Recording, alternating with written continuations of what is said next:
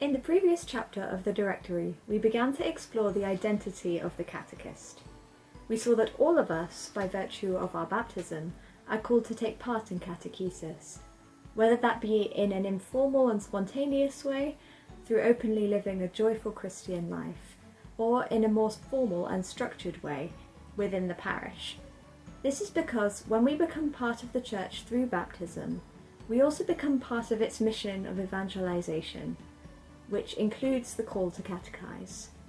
This is why the Directory uses the language of vocation, which we usually apply to things like marriage and the priesthood, to describe being a catechist. It is a call we receive from the Church.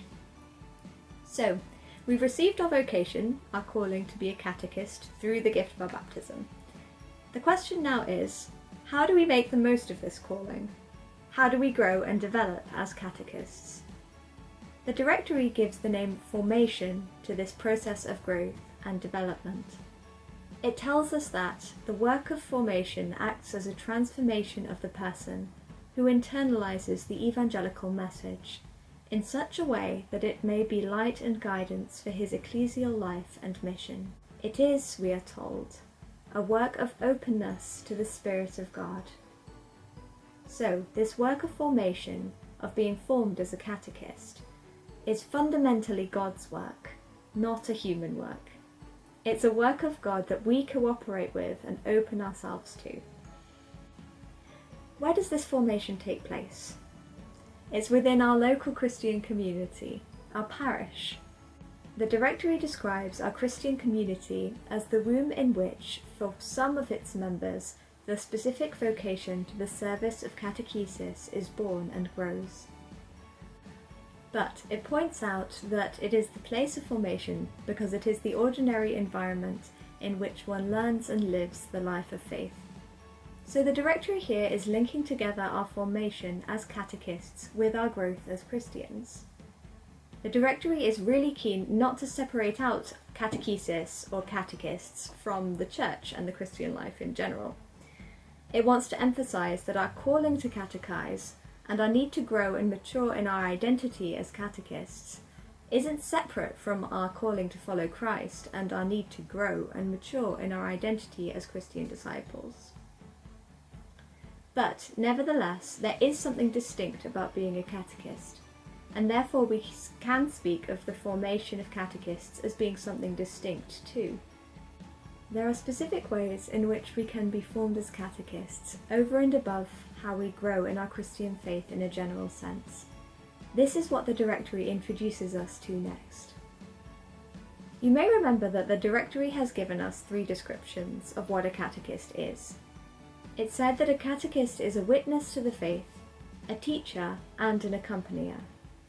And in this chapter, the Directory continues using these terms, witness, teacher, accompanier, to illustrate how we can grow and develop in our vocation as catechists. So, let's start with being witnesses and accompaniers.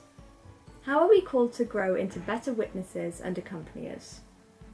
The Directory tells us that we do so by developing our capacity for strong, loving relationships.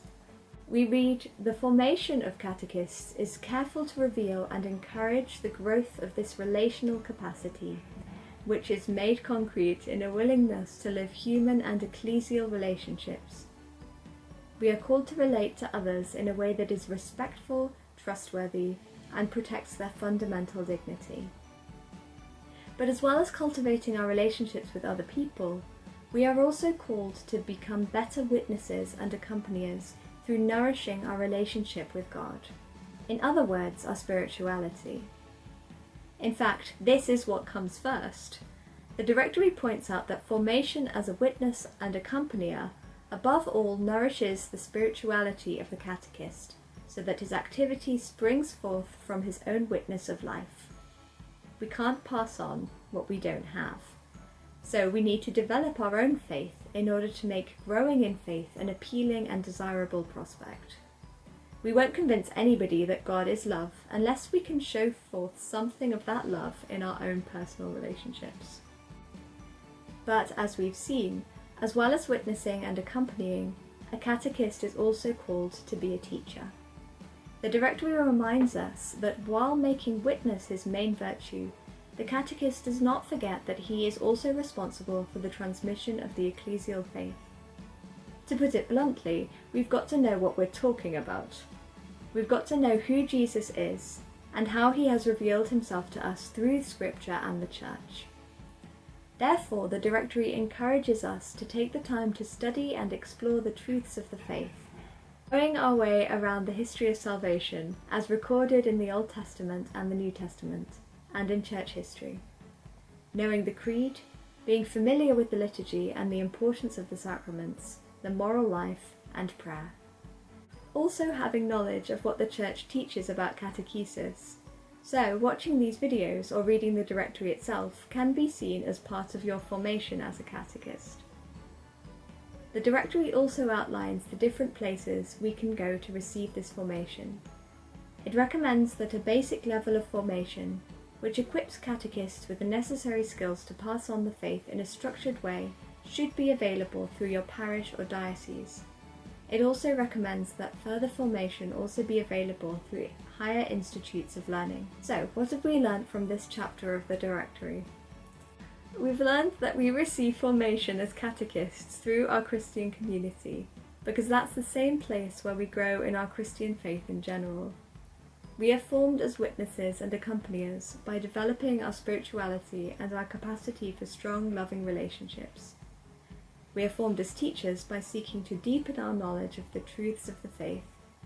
And there are various places, on a parish, a diocesan, or even a national level, where we are encouraged to go to seek this formation in the truths of the faith.